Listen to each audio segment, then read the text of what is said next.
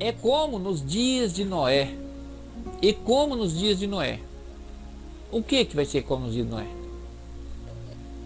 Assim também será a vinda do Filho do Homem. Olha só que coisa, não, pessoal? Lembra lá atrás quando eu falei para vocês prestar atenção e não associar a palavra aflição com guerra, né? Repare que haverá uma tão grande aflição como nunca houve e nem tão pouco há de haver. E aqui, então lá atrás Jesus dá a entender que vai ser uma guerra tão ferrenha como nunca houve, não é verdade? Uma guerra terrível. E aí nós, da nossa geração de hoje, já associa, claro, vai ser uma guerra, né? Vai ser uma guerra como nunca houve, sim. Então, pessoal, como vocês veem, repara que coisa interessante, né? Repara só que coisa interessante temos aqui. Jesus não tinha afirmado que vai ser uma aflição, né? Uma aflição como nunca houve e nem tão pouco haverá, não é verdade? Ué, mas se vai ser uma aflição como nunca houve e nem tão pouco haverá, por que Jesus ia dizer então que a vinda dele, repara, lá atrás ele fala assim, e logo após, né? Em algumas versões fala, imediatamente a tribulação daqueles dias, o céu se escurecerá, a lua não dará sua luz, ou seja, imediatamente, logo após, né? Logo após, imediatamente, a tribulação daqueles dias, a aflição daqueles dias, o sol se escurecerá, a lua não dará sua luz, né? Ou seja, vai ser uma aflição. Mas só que aqui embaixo Jesus parece que entra em controvérsia com ele, não é verdade? Então Jesus diz assim, e como foi nos dias de Noé, assim também será vindo o Filho do Homem, portanto, assim como nos dias anteriores ao dilúvio, comiam, bebiam, casavam, davam-se em casamento, até o dia em que Noé entrou na arca, e não perceberam, até que veio o dilúvio e os levou a todos. Assim será também a vinda do Filho do Homem. Ora, mas espera aí, Jesus não tinha falado que ia ser uma aflição como nunca houve? E por que ele está dizendo que vai estar tudo normal? Comprando, vendendo. Lá em Lucas, né? Se não me engano, fala que vai ser como nos dias de Sodoma e Gomorra, né? Bebiam, casavam, vendiam, enfim, vai estar normal, totalmente normal. Como é que nós entendemos isso aí então, né, pessoal? Bom, para você entender isso aí, pessoal, é o seguinte, por isso que eu disse para vocês, não associa a aflição com guerra. Tem gente que fala assim, porque vai acontecer uma terceira guerra mundial. A grande tribulação vai se iniciar com a destruição, né, de alguma coisa lá no lugar santo. Ela vai iniciar com isso aí. E já sabemos que esse lugar santo fica lá na região de Israel, então pode ser que vai surgir um início de uma guerra lá, mas não a guerra mundial. Por quê? Compravam-se, vendiam, casavam-se, davam-se em casamento, né? Normal. Como no dia de Sodoma e Gomorra também, totalmente normal. Mas então, afinal de contas, para quem então que vai estar essa aflição? Quem que vai estar nessa aflição? Olha só. São aquelas pessoas, pessoal, que perceberam a astúcia do anticristo. São aquelas pessoas que não aceitaram a marca da besta. São todas aquelas pessoas que estavam em sintonia com as profecias e perceberam que o que estava acontecendo no mundo era o cumprimento das profecias. Por isso eu te aconselho, pessoal, não faça vista grossa e nem subestime o Satanás. Não faça vista grossa para essas implantações de chip que está por aí. Não faça vista grossa para a conversão do dinheiro espécie para dinheiro virtual. Cuidado, porque a ideia do anticristo, a ideia do Satanás, como o Senhor Jesus mesmo falou, né? lá em Apocalipse, ele fala que ele vai vir com toda a eficácia de Satanás para te aterrorizar, para te espantar, para te arrepiar os cabelos. Não, para te enganar. Ele não vai vir com a eficácia de Satanás para poder, claro que depois que ele perceber que tem um monte de gente que não aderiu às ordenanças dele, quando ele perceber que ele não conseguiu abocanhar todo mundo com as enganações, aí sim ele vai começar a matança. Aí sim vai ser a aflição como nunca houve. Mas vai ser guerra? Não, não vai ser guerra. Por que não vai ser guerra? Porque os servos de Deus jamais vai pegar numa arma de fogo para dar tiro naqueles que estão perseguindo ele. O servo de Deus jamais vai pegar numa faca para poder esfaquear aquele que vem lhe torturar ou algo parecido. Portanto, não vai ter guerra. Vai ser uma aflição, como nunca houve. Você me pergunta, tá, mas e quem é que vai obrigar a colocar essa marca da besta? Porque se é que o chip é a marca da besta, é facultativo. Ou seja, coloca quem quer. O que vai obrigar, pessoal, a todas as pessoas a colocar a marca da besta, porque as pessoas confundem com uma coisa. A marca da besta, ela não é para identificar nada, pessoal. A marca da besta não é para identificar. Tem muitos por aí pregando que a marca da besta é para identificar. Assim como o povo de Deus vai ser selado com o selo de Deus, assim também o povo da besta vão ser marcado para identificar quem é quem. Não. Porém, Jesus falou: vós sereis conhecido pelo amor que vocês tiverem uns com os outros. Então o povo de Deus serão reconhecidos. Qual o selo de Deus? O selo de Deus é o sábado, né? Selo não é uma coisa para identificar? É. Mas o selo que identifica o povo de Deus é a união, o amor que tem no coração dessas pessoas.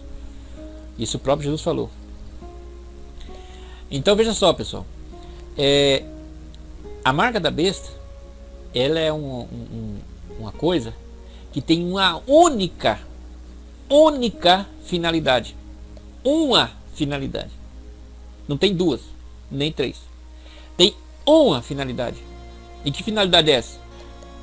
A própria Bíblia diz: para que ninguém possa comprar ou vender, senão aquele que tiver três coisas. Não é só uma. É três. Aquele que não tiver o quê? Que não tiver a marca ou o sinal, né? O número, aliás, o nome ou o número do nome. Mas isso é um assunto para um outro estudo. Um outro detalhe, né, pessoal? Então veja só. Cuidado com a enganação, né? Cuidado com a enganação. Por quê? Nesses versículos do 37 ao 39, o que Jesus diz aqui, ó? E não o perceberam. Por que será que eles não perceberam? É porque eles estavam assistindo futebol, né? Por que será que eles não perceberam? Porque estava esnobando, pessoal. Ele estava tirando um sarro de Noé. Porque o dilúvio, quando começou a acontecer, a coisa foi feia, né? Mas eles não perceberam. Até que Noé entrou na arca e começou a chover, né? Eles não perceberam até que veio o dilúvio. Poxa vida, mas Noé fazendo uma arca gigantesca. Pessoal, por isso que é importante você prestar atenção. Por isso que é importante você prestar atenção nos detalhes dos versículos. Porque você pode estar se encaixando numa pessoa dessa e não está percebendo. Você já imaginou uma pessoa fazendo uma arca gigantesca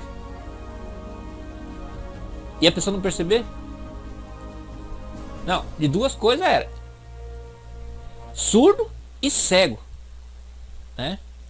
Porque, e não andava também não, porque provavelmente Se ele andasse, ele tropicar em uma das madeiras ali que estava construindo. Ele ia perguntar, o que foi que eu tropiquei? Ah, é por causa que tem alguém fazendo um barcão aqui gigante. Mas não. Eles viam Noé fazendo a arca. Eles via aquele barco gigantesco, né? O que eles faziam? Ele tirava sarro, zombava. E Noé naquela fé dele, né?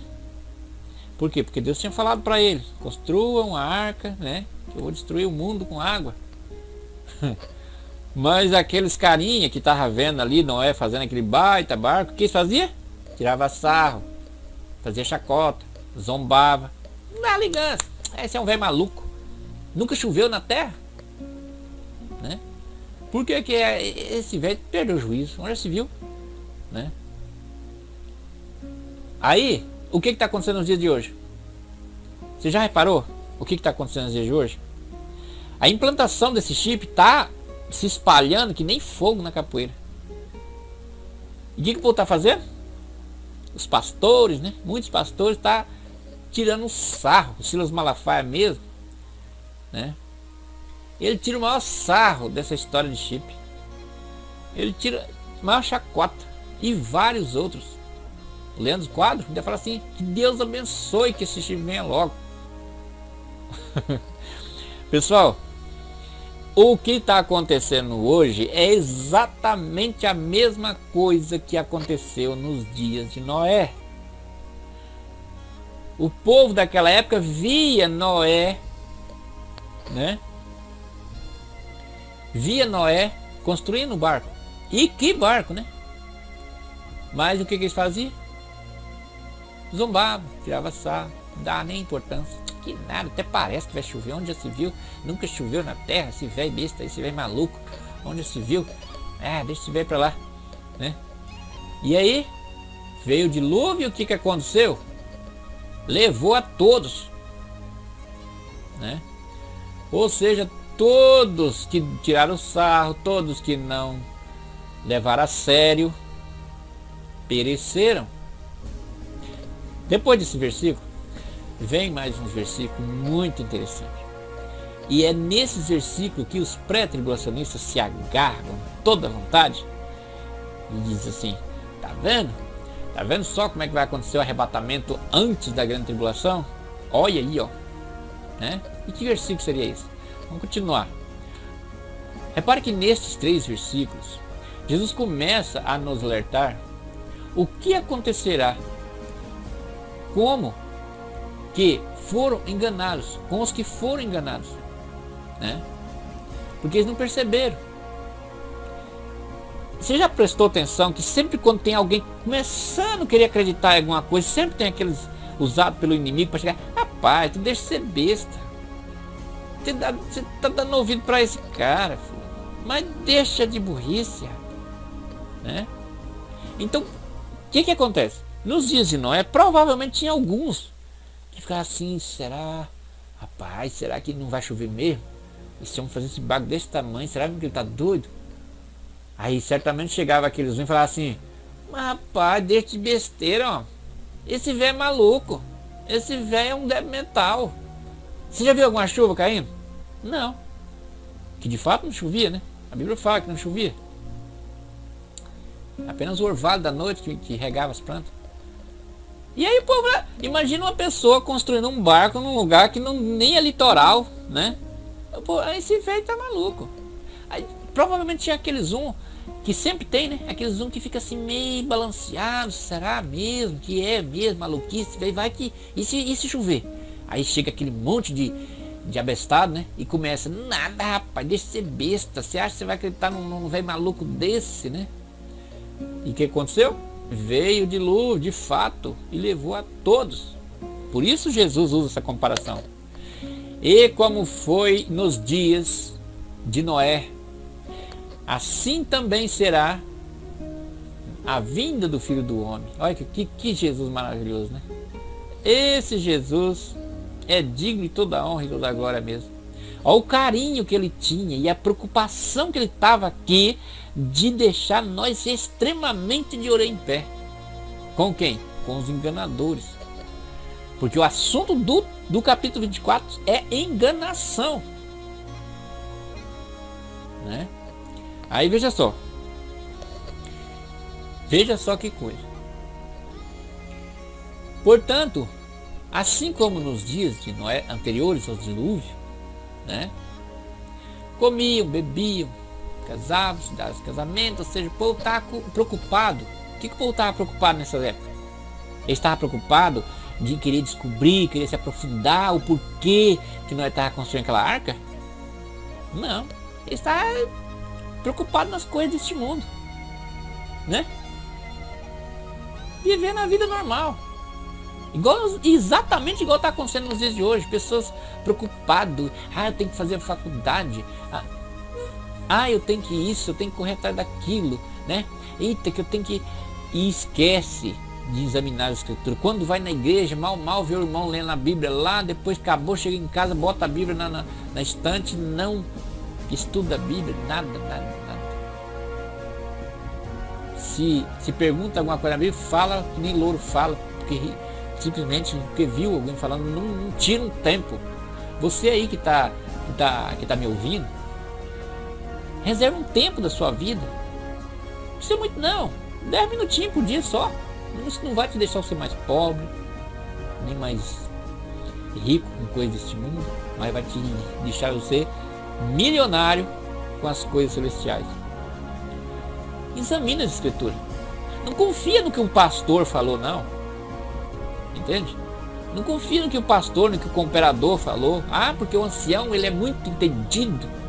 Lembra quando Paulo elogiou aquele povo daquela cidade? Por que ele elogiou? Porque ia conferir nas escrituras, ver se o que o Paulo tinha falado se realmente batia. Então, quando você for na igreja, chega em casa, vai examinar as escrituras. Vai conferir se aquela explicação que o cooperador, que o pastor, que quem quer que seja que presidiu o culto, se falou corretamente, se explicou corretamente. Pois é, pessoal. Dando continuidade, veja só. Então, aqueles que foram enganados, e olha que naquele tempo não tinha quase enganação como tem hoje. Hoje tem 1001 tipos de enganação. Tem filmes, novelas, entretenimento no sentido geral. O simples fato, cada minuto que você passa assistindo um filme que não faz com que você pense em Deus, você está caminhando para o lado do inferno. É simples assim. Porque não tem 3 caminhos. Não tem meio termo. Ou você vai para o inferno, ou você vai para o céu. Mas eu não acredito em Deus. Não importa se você não acredita ou deixa de acreditar. Não importa. Entende? Não importa se você é ateu, se você xinga Deus, se você... Não. Se você é assassino, se você é o bichão da goiaba, forte, matador, não importa. O que eu quero dizer é o seguinte. Jesus, ele vai voltar ao que você queira ou que não queira. Mas como é que você sabe disso? Como é que pode provar? Examina a escritura. Não acredito em Deus. Mas na Bíblia, você acredita só naquilo que pode pegar. Né? Pois bem, a Bíblia você pode pegar, né? Você pode sentir a Bíblia na mão, não é verdade? Então, começa a ler esse livro. Não vai te arrancar pedaço, não. Não vai te arrancar pedaço. Começa a ler. Mas lê com a sua mente aberta. Deixa Deus trabalhar na sua vida. Para de criticar. Para de criticar os erros ortográficos que tem na Bíblia. Para de criticar as versões variadas que existem entre uma Bíblia e outra. Porque a Bíblia está entrando em controvérsia, porque essa diz A, aquela diz B. Você tem que examinar a escritura na sua raiz. Não no seu sentido Bíblia. Porque nós sabemos que a Bíblia ela foi traduzida e copiada várias vezes. Então é claro, é óbvio que existe sim alguma controvérsiazinha entre uma coisa e outra. Você tem que ver a espinha dorsal da coisa. Você tem que ver a conexão entre Novo e Velho Testamento, quem é o autor da Bíblia. E não o escritor da Bíblia. O escritor da Bíblia não importa. A Bíblia foi escrita mão de... Claro que foi. Mão de bicho que não podia ser. Né? Mas você tem que ver quem é o autor da Bíblia. Você tem que examinar as escrituras para você conhecer a personalidade desse autor da Bíblia, que é Deus. Quando você conhecer a personalidade desse autor, você vai perceber que esse livro, de fato, ele é sagrado. Você vai perceber que esse livro, ele tem coisas nesse livro que nenhum outro livro tem. Você vai perceber que esse livro pode mudar a vida de pessoas, da água para o vinho. Você vai perceber que esse livro transforma a vida de um assassino dos mais pior em um cordeirinho. Então, se você não acredita em Deus, que você não pode ver, mas você acredita que você pode pegar, né? Então tá, pegue a Bíblia, sinta ela na sua mão. Você não acredita no... Eu estou falando com você mesmo que é ateu, que está aí me assistindo. Então, pega a Bíblia na mão, sinta ela. Depois que você sentiu, acreditou agora que é um livro real, né? Agora abra, comece a ler e compara as profecias desse livro com as coisas que estão acontecendo no mundo. Você vai ver se tem ou não tem um mistério com esse livro. Você vai ver se o autor desse livro, ele sabia das coisas quando ele editou esse livro. Você vai perceber que o autor desse livro, ele é muito mais do que você pensa. Ele é muito mais do que um Paulo Coelho. Ele é muito mais do que esses escritores comedor de arroz e feijão que tem por aí, que às vezes você gasta horas e horas e horas lendo um livro que um comedor de arroz e feijão, com as suas ideias de psicologia, de filosofia, colocou lá os achismos dele, igual as teorias de Einstein, né? Porque aquele cidadãozinho tetraplégico lá, esqueci o nome dele agora, tá aparecendo aí na tela a foto dele. Porque a teoria do Big Bang, a teoria disso, a teoria daquilo, e aquele monte de gente acredita em teoria, olha o nome, teoria. Uma coisa que jamais pode ser provado. Aí o cientista diz isso, todo mundo acredita, né? Agora, na santa e bendita palavra de Deus, que temos condição de provar, não nós, você mesmo aí, ateu que lê a Bíblia, você pode, se você é inteligente, leia e compara nos acontecimentos mundiais. Você vai perceber que esse livro é diferente de todos os outros livros. Mas tudo bem, vamos continuar então o nosso estudo aqui. Então, pessoal, observe só, nesses versículos, né, Jesus está falando sobre a enganação, como eu disse aqui, e os que foram enganados, e aconteceu que os que foram enganados, né, ou seja, aqueles que ficou dormindo, que não deu atenção, né, para Noé, não ficou curioso. Seja curioso com as coisas de Deus, faça a prova do Senhor Deus. Não acredito, então faça a prova. Dobre o teu joelho e faça um pedido a Deus. Faça um voto a Deus. Mas pede do coração. Não é pedir com os lábios, não. Você tem que pedir aqui, no coração. Pronuncie as palavras. Porque orar significa pronunciar a palavra. Ninguém tem condição de orar mudo. Porque orar tem questão de orar porque é oral, pela boca, né? Então dobre seu joelho, num lugarzinho que ninguém te veja, e faça um voto a Deus. Se duvida da existência de Deus, né? Porque Deus é. Existir é uma coisa que um dia surgiu, mas Deus é, como ele mesmo disse, eu sou. Então, o Senhor Deus, ele é eterno. Faça a prova, faça um voto a Deus e observe, né? Então, aquelas pessoas que ficou dormindo, não prestou atenção, né, nem deu bola para Noé, o que aconteceu? O que aconteceu? Veio o dilúvio e levou a todos, né? Então, pessoal, veja só que coisa interessante. aquele que ficou dormindo e não se preocupou de analisar os acontecimentos mundiais. Naquela época de Noé, né? Naquela época de Noé, tinha aquelas pessoas, né? Que moravam certamente longe de onde Noé estava construindo a arca. Ele, quando viu falar que tinha um maluco construindo um barco, ele disse, até parece que eu preocupado de lá de perto ver isso. Sim, porque hoje nós vemos por televisão, né? Hoje nós não precisamos sair dentro de casa para poder ver as coisas acontecendo no mundo. Mas naquele tempo as pessoas tinham que ir lá, né? Então, ele nem se preocupou. É mais um abestado, né? Esses lunáticos. Até parece que vai acabar o mundo com água. Não, nem sequer choveu. É um maluco, com certeza. Eu não vou perder meu tempo lá ver, não. Então eles não foram lá me certificar, né? Não tiveram curiosidade, né? Se tivesse tido curiosidade, talvez eles chegaram para ver aquele monstro daquele barco. Não, peraí, o negócio é sério, né? Esse homem não ia ficar... E, gente, e pra vocês terem uma ideia, não foi uma semana que Noé gastou para construir a arca. Não foi uma semana.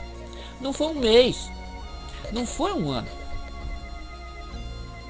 Foi 100 anos. 100 anos. Gente, um século.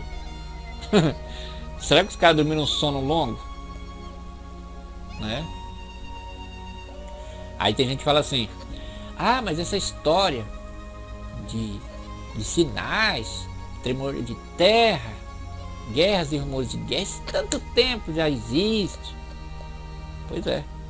Só que esse tanto tempo é de menos de 200 anos para cá que os tremores de terra se aumentaram de uma forma extraordinária, né?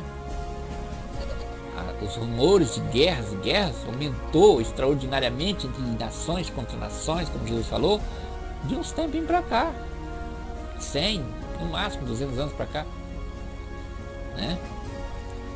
Ó, pra você ver, as duas guerras mundiais, então falar da guerra mundial, não tem 100 anos que aconteceu. Pois bem, então o pessoal ficou dormindo, né?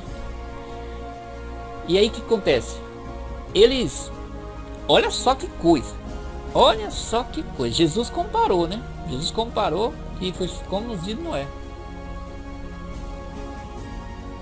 Por que Jesus comparou? O que Jesus queria comparar aqui, afinal de contas? A desatenção, pessoal. Por quê? Porque o assunto aqui, como eu já falei umas trocentas vezes, o assunto aqui é enganação. Então Jesus reforça o quando e ao mesmo tempo reforça a questão da enganação, né? Então Jesus falou o quê? Assim como foi nos dias de Noé. O que aconteceu nos dias de Noé? As pessoas viviam o mundo normal, comprar, beber, enfim, tudo normal. Mas Jesus falou lá que tinha uma aflição, né? Quem é que está com a aflição? É o povo que rejeitou a marca da besta. Por quê?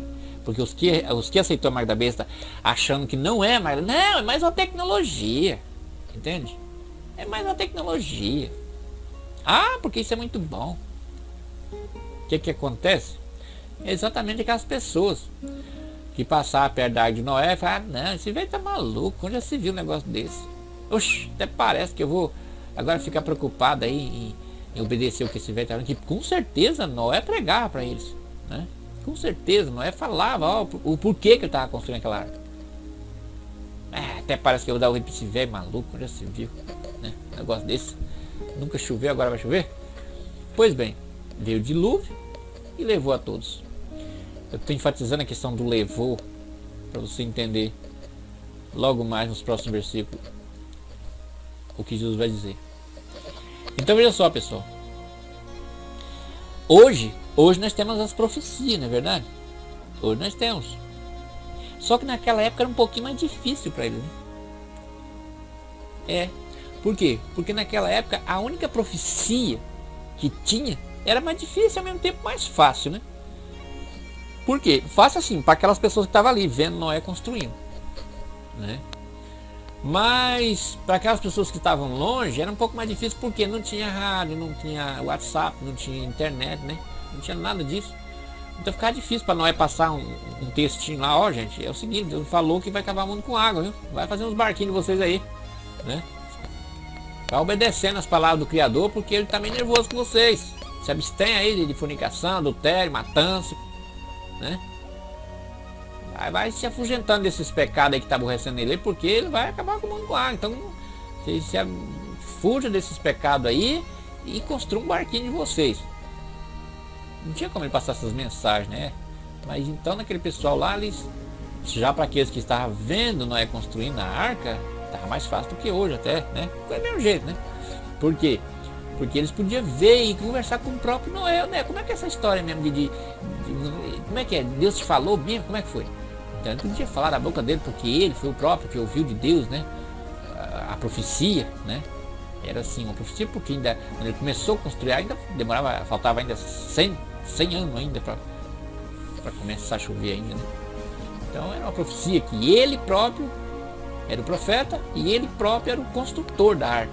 Então o simples fato dele estar construindo a arca já era uma pregação, já era ele falando, gente, acredita em mim, porque eu acredito tanto no que Deus me falou, porque eu estou construindo a arca. Vocês acham que eu ia construir uma arca desse tamanho aqui, assim? Né? Provavelmente Noé falou tudo isso, mas não adiantou. Não adiantou nada. Por quê? Eles tiravam era sarro, zombavam, pintavam, bordavam, né? Eu até imagino que os tipos de chacota que fazia com o coitado de Noé. Mas enfim, pessoal. Veio o dilúvio e levou a todos, né? Então, a profecia que eles tinham que vincular, no caso aqui, ó, era a profecia da própria boca de Noé. E a confirmação dessa profecia era o fator de Noé estar construindo a arca, né? E assim sendo, com estes acontecimentos, como os antediluvianos, que não deram atenção que Noé estava fazendo, né? Ou seja, aqueles que não deram atenção, padeceu tudo. Exatamente o que está acontecendo hoje, pessoal. Hoje, o que vai nos resgatar não é uma arca, e sim Jesus Cristo vindo novo de glória. Portanto, você que está me ouvindo, cuidado, preste atenção nas escrituras, preste atenção nas profecias, examine as profecias, para que você possa vincular as coisas que estão acontecendo no mundo com as profecias, para você, opa, isso aí é a profecia. E é o momento de você, focar fora. Aqui Jesus falou, fuja, não fique dando bobeira nesses centros urbanos, porque aí é onde vai acontecer as tragédias. Então, pessoal, temos mais certeza disso quando analisamos os próximos versículos que Jesus disse. Se não, vejamos. Então, estando dois no campo, será levado um e deixado o outro. Estando duas no moinho moendo, será levada uma e deixada a outra. Vigiai, pois, porque não sabeis a que hora há de vir o vosso Senhor. Notaram um detalhe aqui? Nesse versículo aqui, ó, né? Esses 3 versículos aqui, do 40 ao 42, os pré-tribulacionistas falam, tá vendo aí, ó? Tá vendo? É o arrebatamento. No campo vai ter dois, vai ser levado um e deixado outro. Pessoal, de novo, mais uma vez, ignorou o contexto, ignorou a estrutura, o assunto em si. Qual é o assunto do capítulo 24? Com o que Jesus está preocupado aqui? Com a enganação. Com a enganação. Vocês observou que Jesus, ele fala aqui de dois, sempre dois, né? Lá em Lucas fala assim, estando dois na cama, ou duas, não sei, um será levado e deixado o outro, né? Então veja só que interessante.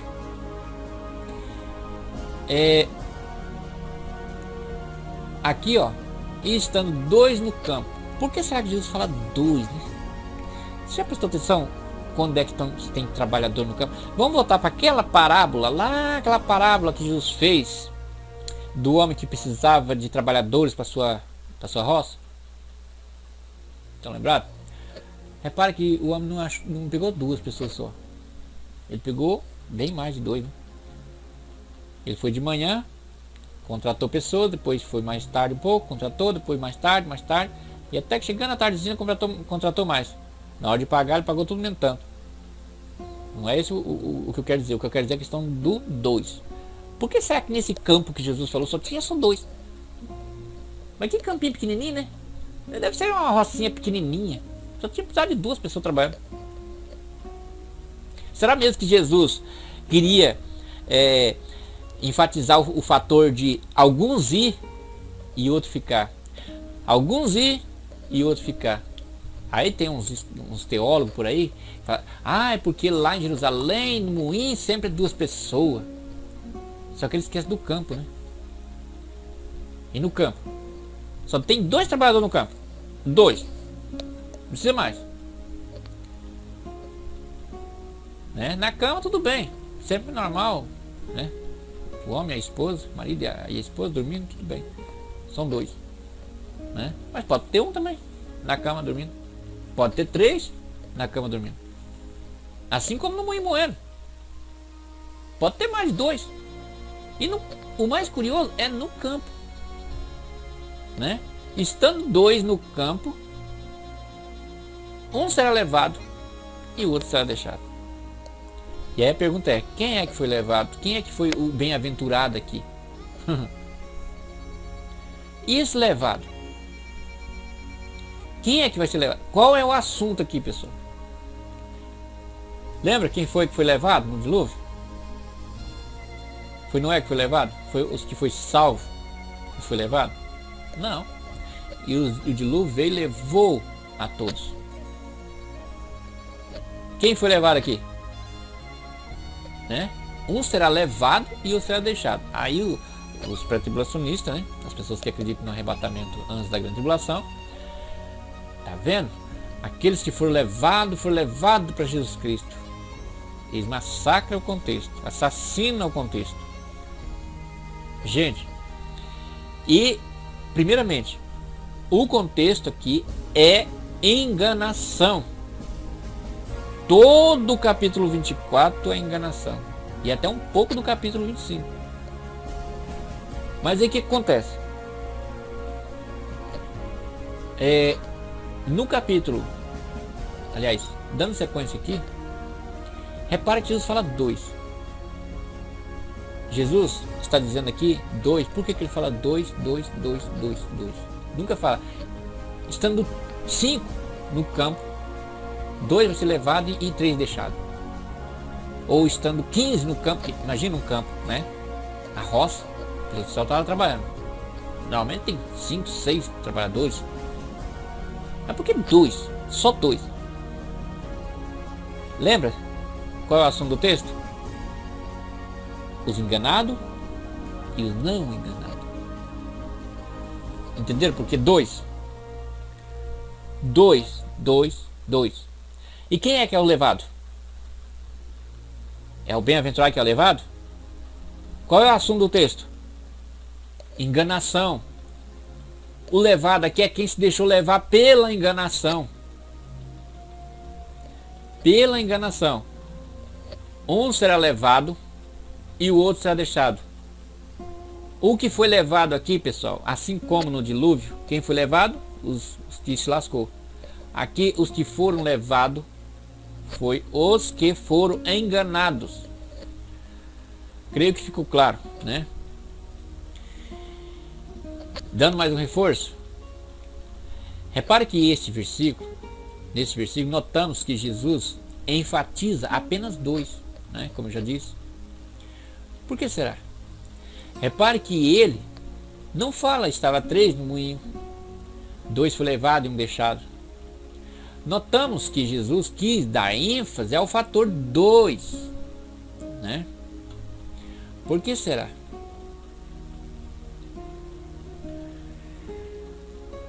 É simples. Quando analisamos o contexto, percebemos que se tratava de apenas 2 situações. Os atentos e os não atentos, né? Ou seja, aquele que estava atento foram deixados, e os que não estavam atentos, tirando sarro, zombando de Noé, estes foram levados pelo dilúvio. Ficou claro, pessoal? Deixa no comentário aí todas as dúvidas de vocês, que eu tenho o maior prazer em responder cada uma delas. Portanto, aqui merece uma atenção especial, ou seja, note que logo após a comparação que Jesus fez sobre os dias de Noé, em seguida ele fala sobre os dois, né? Portanto, quem fica é quem foi salvo. Como o assunto aqui é enganação, quem ficou é quem não se deixou enganar. Porque o assunto, o contexto é enganação.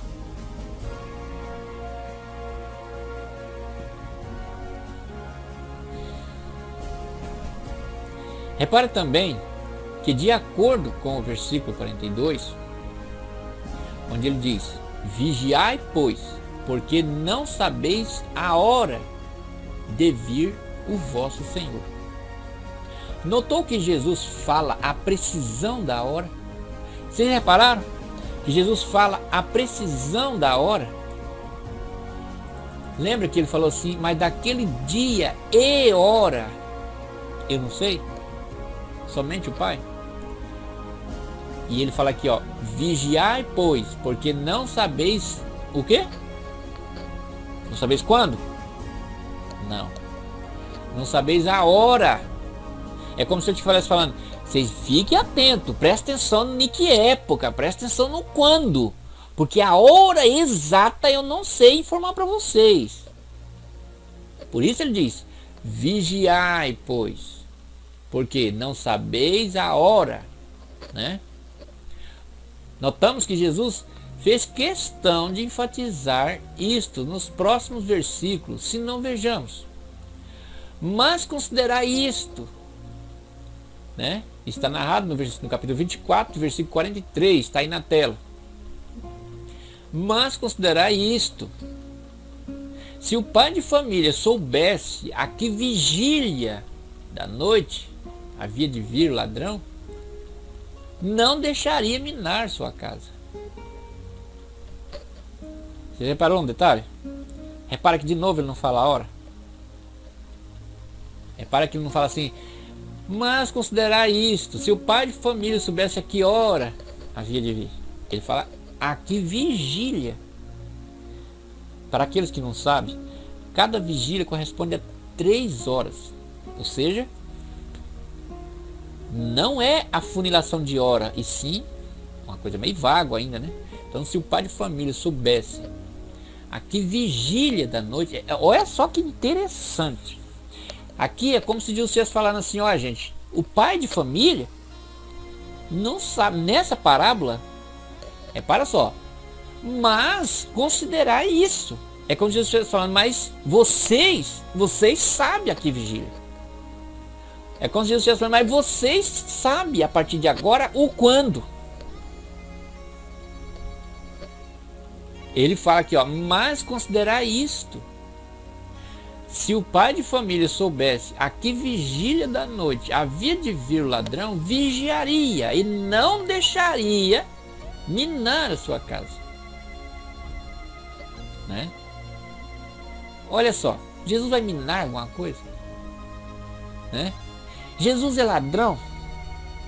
Lógico que não. Gente, pensa, raciocina. Olha quanto Jesus está preocupado aqui com a questão da enganação. Olha a comparação que Jesus fez.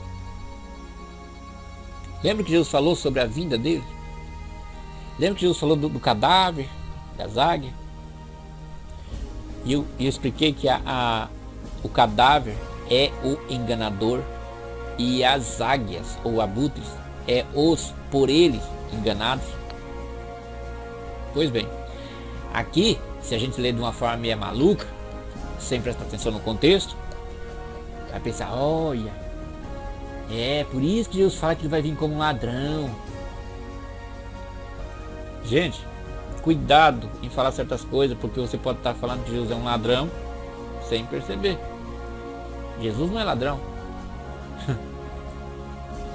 Acha mesmo que Jesus vai ser um ladrão, vai vir sendo um ladrão e minar a sua casa. Sabe o que é minar uma casa? Minar é roubar, pessoal.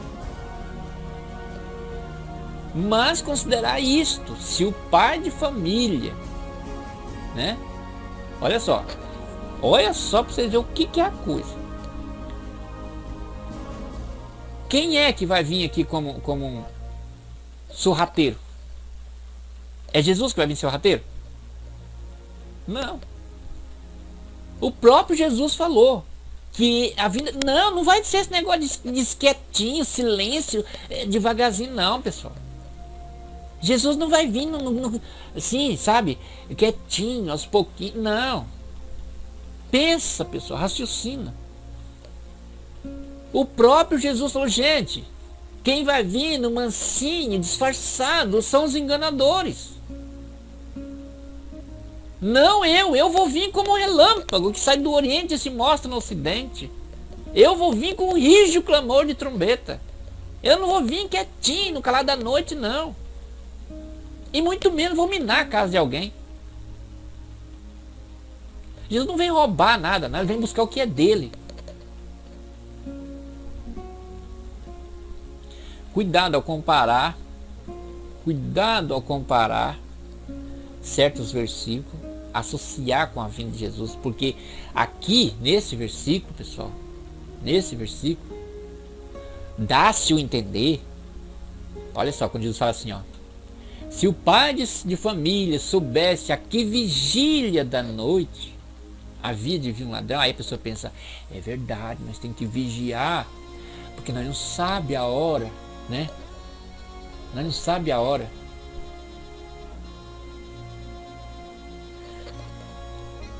Jesus ia se comparar ele como um ladrão. Gente, pelo amor de Deus, Jesus tem tanta outra coisa para comparar a ele. Jesus é o príncipe da paz, é o rei dos reis. Por que ele ia comparar ele como um ladrão? Olha só, então Jesus fala assim, se o pai de família soubesse a que hora havia de vir o ladrão, ele vigiaria para que o ladrão não minasse a sua casa, né? O contexto não é enganação? Já sabemos disso. Então quem é esse ladrão aqui? É Jesus? Não. O ladrão aqui é o enganador, é o falso profeta. Entendeu? O falso profeta que vai vir no calar da noite. Ou seja, lembra quando Jesus falou que aquele que pratica más obras ele procura as trevas para que não seja demonstrada as más obras dele?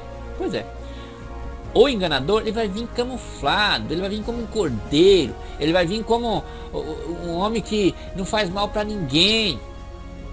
O falso profeta, os enganadores, os soldados do anticristo. E digo mais, cuidado que você, pastor, que está me ouvindo aí, não sei se quando você assistir esse vídeo, pode ser que já vai fazer muitos meses ou anos até que eu gravei esse vídeo, mas não importa. Às vezes você que é pastor, você pode se tornar um soldado do anticristo e colaborar para enganar nações, como por exemplo o Silas Malafaia e todos esses pastores que andam dizendo para aí que não precisa se preocupar com isso. Não, imagina o povo, alguns preocupados, né? Será mesmo que vai chover? E aí vem um Silas Malafaia lá e fala assim, não, esse é um velho maluco, nunca choveu, né? Pode deixar sua casa até descoberta. Traduzindo, como ele falou, pode pôr a chip na orelha, no umbigo, no tudo quanto é canto. Entenderam? Captou agora a mensagem? Quando eu digo que cuidado com essas pessoas que ficam tentando, passando a mão na sua cabeça para você dormir mais ainda do que já está? Cuidado. Cuidado, que ele pode fazer com que você vá direto para o lago de fogo. E aí é tarde demais para chorar e se lamentar. Mas então, olha só. Aqui, pessoal, Jesus fala o seguinte: mas considerar isto, é como Jesus estivesse falando, gente, é como se Jesus estivesse falando, vocês prestem atenção nisso, prestem atenção no que eu vou dizer, vocês sabem o quando, eu não posso, não sei dizer para vocês a hora exata, o dia e hora exata, mas o quando eu estou dizendo para vocês com riqueza de detalhes, e estou dizendo também as características desses enganadores que vão vir. E ele fala, mas considerar isso, se o pai de família soubesse a que vigília da noite havia de vir ladrão, vigiaria, para que o ladrão não minasse a sua casa. Então, pessoal, você fala assim, eu tenho que ficar em constante oração. Claro que tem que ficar. Eu tenho que congregar muito. Claro que tem que congregar. Eu tenho que perdoar muito. Lógico, perdão é o combustível para entrar no céu.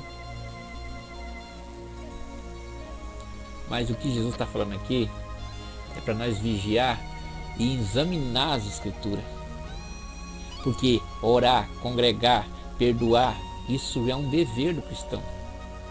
Isso aí nós está careca de saber. Não precisava de Jesus dar um sermão desse, uma explicação minuciosa dessa, sobre a questão de nós perdoar. Isso ele já falou já em outros capítulos, né? Como todo mundo sabe, né?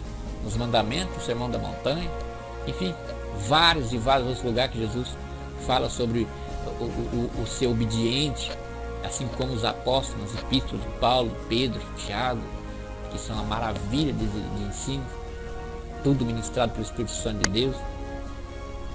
Não é verdade? Nós estamos carecas de saber disso. Mas então, que tipo de vigília nós temos que vigiar? Nós temos que vigiar, ficar assim, vamos ficar preocupados para ver os sinais da vinda de Jesus, ou seja, quando ele começar a apontar. Não, gente, não vai dar tempo. Se você está com a ideia de ser servo de Deus fiel, quando começar a escurecer o sol, agora sim eu vou começar a ser. Não vai dar tempo. Vai ser rápido, vai ser no único dia. Porém, Jesus vai ficar conversando com o povo 7 dias. Mas o aparecimento dele vai ser num dia. Numa noite, e tão grande noite. Então, pessoal, este vigiar é vigiar sobre as profecias, sobre os enganadores. Preste atenção nos enganadores, para você não ser enganado. É esse tipo de vigia. Por isso tem esse versículo. Mas considerar isso, se o pai de família soubesse a que hora da noite havia de vir um ladrão, vigiaria, né? Dando continuidade, né? Note que Jesus, com este versículo, é como se ele estivesse falando, examine as profecias para você saber o quando. Isso tudo vai acontecer, porque sabemos que uma vigília, como já falei, né, ela tem 3 horas. Então, com o versículo, ele está nos aconselhando a vigiar para que nós possamos saber pelo menos o quando. Porque ele detalha o quando. Ele fala, Daniel, vá lá em Daniel que você vai saber o quando. Qual é o ponto de referência que você vai poder saber. As coisas, né? Quando as coisas aconteceram. Temos mais certeza ainda disso no versículo seguinte, onde Jesus diz, por isso estai vós apercebido também, né? Por quê? Porque o Filho do Homem há de vir a uma hora em que não penseis. Aí a pessoa fala, tá vendo? Tá vendo como é que ele está falando sobre a vinda dele? Ah, claro, então Jesus estava comparando ele como um ladrão. Por que Jesus fala assim, pessoal? Por isso estai vós apercebidos também. Repara aqui, ó, percebidos também. Ou seja, é para nós estar apercebidos com a vinda de Jesus? Desde quando nós descemos as águas do batismo, nós somos crentes para quê? É para ir morar no céu.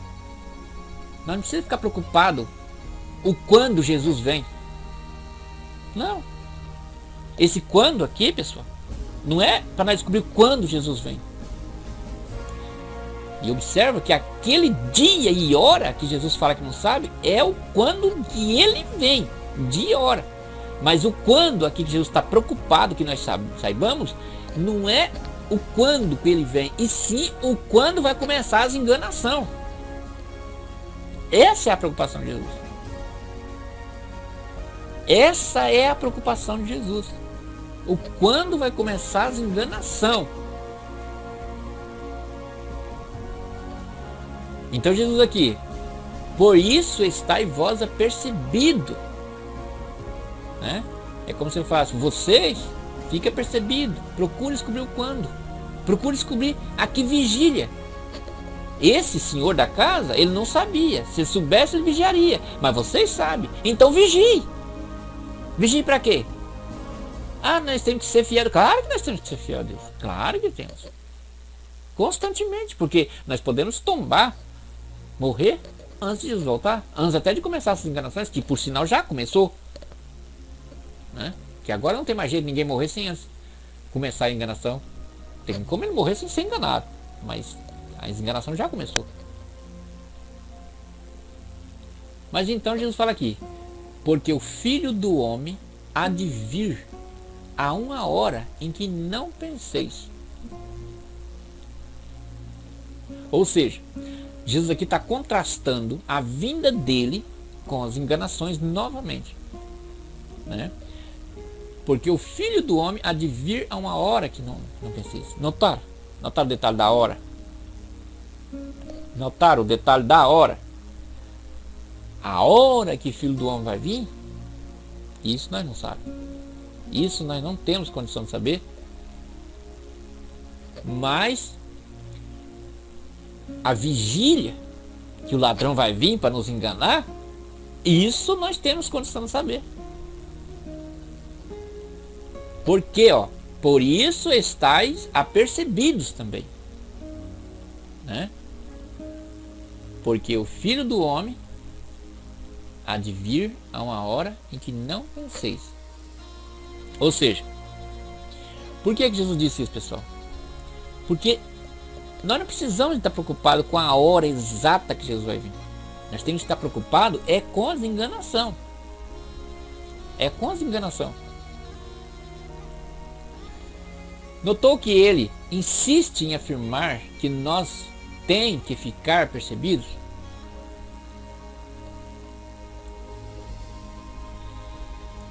Porque nós não sabemos a hora, né? Nós não sabemos a hora. Então, já que nós não sabemos a hora exata que Jesus vem, mas ele deu-nos condição de saber o quando as enganações vai começar. E isso nos importa. Isso nos importa muito. Então, observe, devemos vigiar para nós perceber o período da enganação, já que nós não sabemos a hora do retorno de Cristo. Traduzindo, olha só, repetindo, Jesus insiste para que nós saibamos o quando vai começar as enganação, para que nós vigie, ou seja, preste atenção, examine as escrituras, para que nós saibamos o quando vai começar as enganação, porque nós sabendo-se o quando e como vai ser essas enganações, como ele mesmo já detalhou aí, no capítulo 24, nós podemos ter armadura de Deus. O que são as armaduras de Deus? A armadura de Deus, pessoal, é o conhecimento dos mandamentos de Deus, é o conhecimento do plano de salvação, e a fé. Quando você está revestido de fé, revestido da graça de Deus, você está armado com as armaduras de Deus. Você está pronto para enfrentar uma batalha.